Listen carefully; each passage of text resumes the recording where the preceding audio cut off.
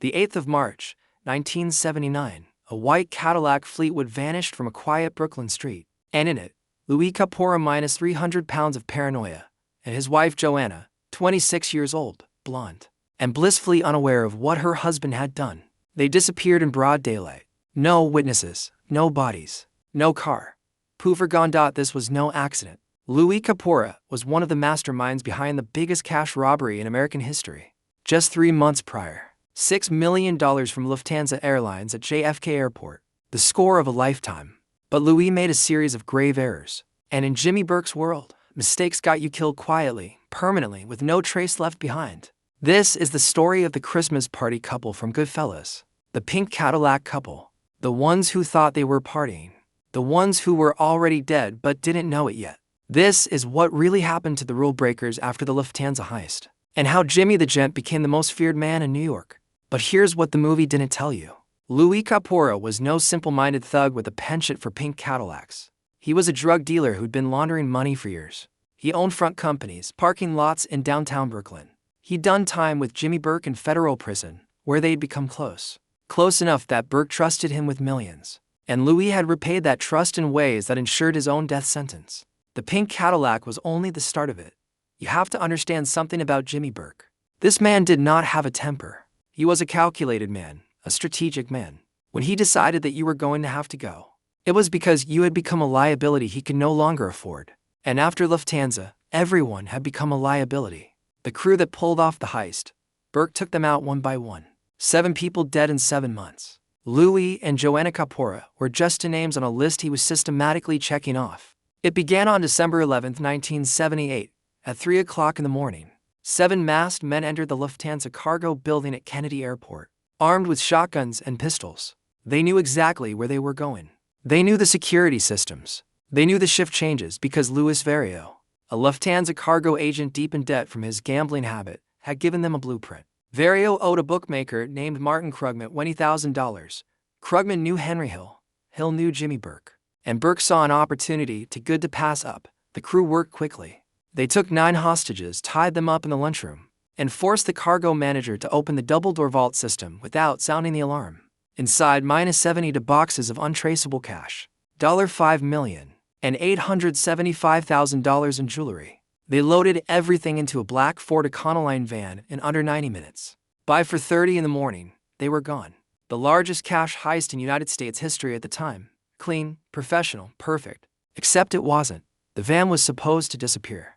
Parnell Stacks Edwards, a low-level guy who ran errands for Burke's crew, had one job: drive the van to a Gambino-connected junkyard in New Jersey, crush it, destroy the evidence. Instead, Stacks drove to his girlfriend's apartment in Brooklyn, did cocaine, and fell asleep. The van sat parked outside for 2 days.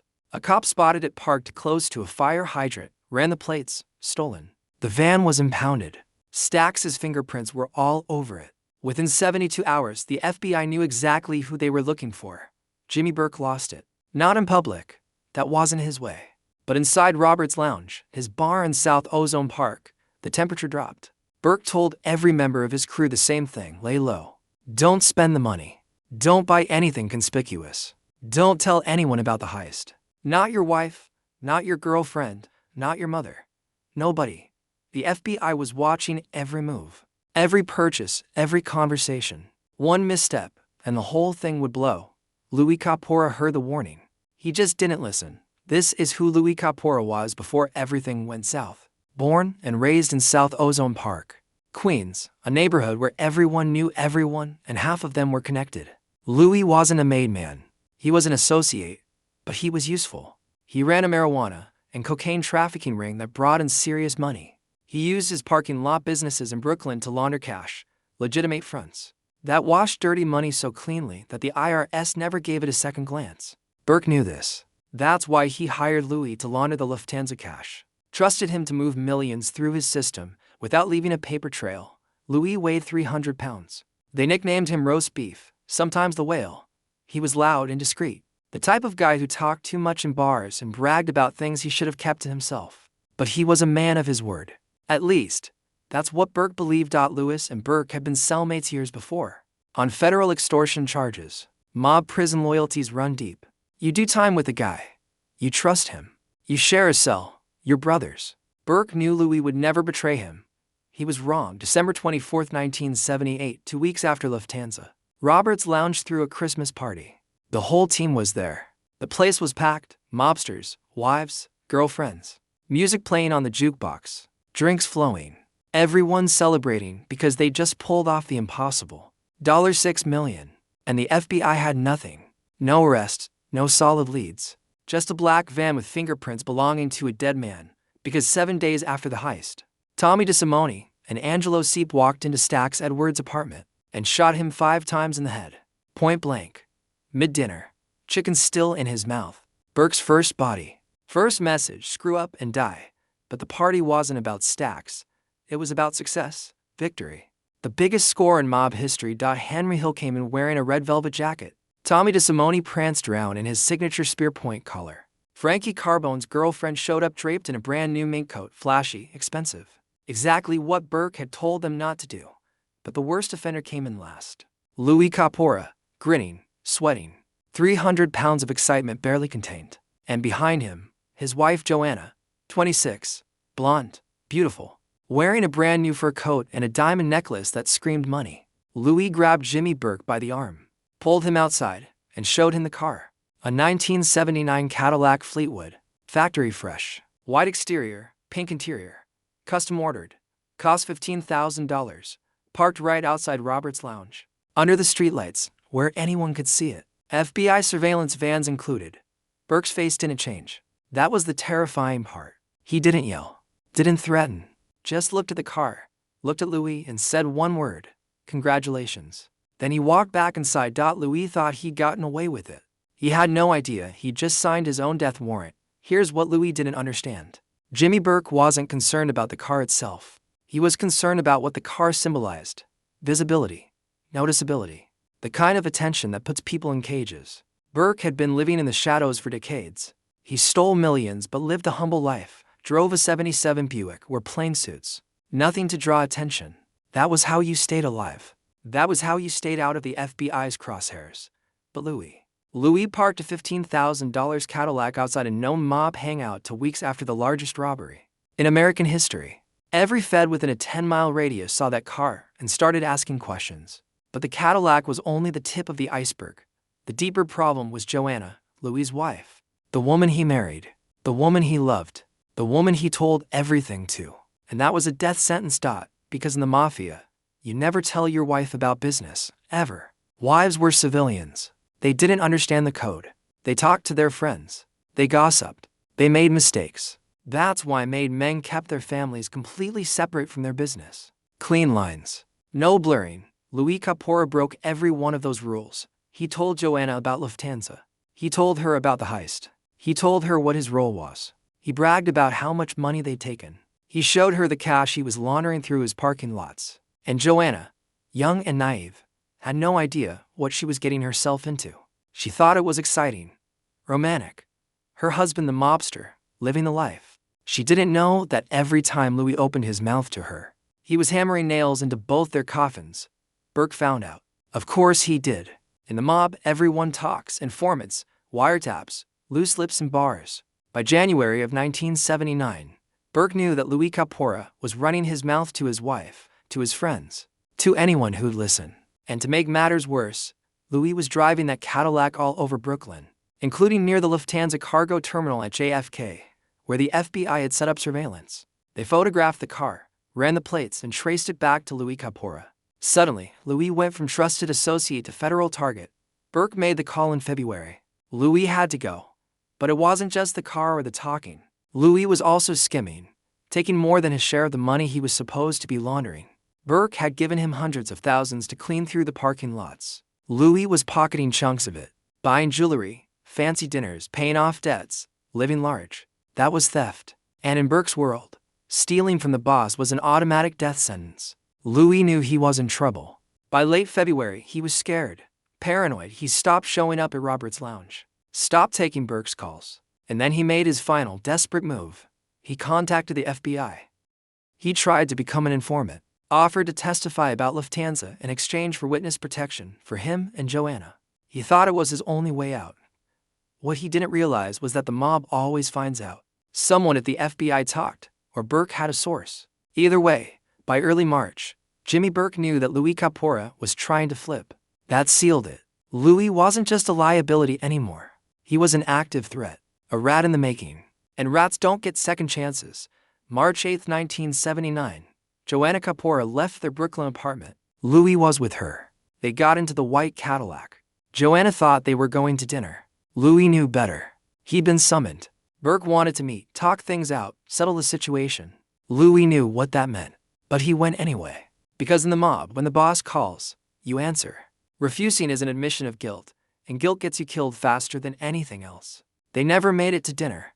Somewhere between their apartment and wherever Burke directed them, the Cadillac was intercepted, forced off the road. Or maybe Louie drove to the meeting spot willingly. The details died with them. What's certain is this: Louie and Joanna Cafora were never seen again. No phone calls, no sightings, no bodies. Just gone. Henry Hill, who would later testify about the Lufthansa heist, said that Burke had Louie and Joanna murdered together. Then their bodies were placed back in the white Cadillac, and the whole car, the bodies inside, was driven to an auto wrecking yard in Brooklyn, Clyde Brooks Auto Bargain Scrapyard in Starrett City, a place where stolen cars and inconvenient evidence regularly went to disappear. The Cadillac was fed into an industrial compactor. The machine crushed the car into a cube of metal roughly 3 feet on each side. Louie and Joanna Cafora, along with their $15,000 symbol of stupidity, were compacted into scrap. Then the cube was melted down, smelted, reduced to raw material, sold, recycled, erased from existence. That's the account Henry Hill gave, and it rings true. Burke had a taste for symbolic justice. The couple who flaunted their wealth got crushed along with it. Mob poetry. But here's the thing.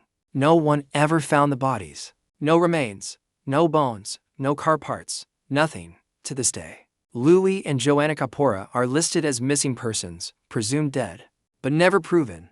Some researchers believe Hill's account was only partially accurate, that the two were murdered, but perhaps not together.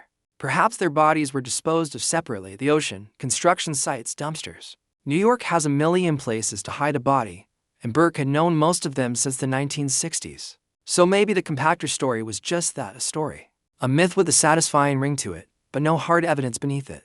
Or maybe it's exactly what happened. Either way, the Caforas were gone. For good. And the killing didn't end there. Louie and Joanna were only 2 of 9 people connected to the robbery who wound up dead, or missing in the 7 months that followed the heist. Parnell Stacks. Edwards, shot 5 times in the head. Martin Krugman, dismembered, body never found. Robert McMahon and Joe Buddha Manry, found in a parked car in Brooklyn. Both shot execution style on the back of the head. Paulo Lee Castri, Gambino family drug trafficker, found naked and burned on a trash heap. Teresa Ferrara, occasional girlfriend of crew members, her headless torso washed ashore on a New Jersey beach. And then there was Tommy DeSimone, Burke's most loyal hitman, the man who'd killed Stacks, Edwards, and many others. Tommy believed he was untouchable. He wasn't. In January of 1979, Tommy was invited to a meeting with the Gambino family. He believed he was being made inducted as a full member. Instead, he was shot in the head. Retribution for murders he committed years earlier without permission. Burke didn't try to stop it, because by then, Tommy knew too much. His death was convenient. One less witness, one less problem. By the summer of 1979, Jimmy Burke had eliminated nearly every Lufthansa player. The only high-ranking survivor was Henry Hill, and Hill was smart enough to see what was coming. When Burke started acting friendly, overly warm, suspiciously generous, Hill recognized the pattern. He had seen it before, right before people disappeared. So in April of 1980, when Hill was arrested on unrelated drug charges, he made his decision.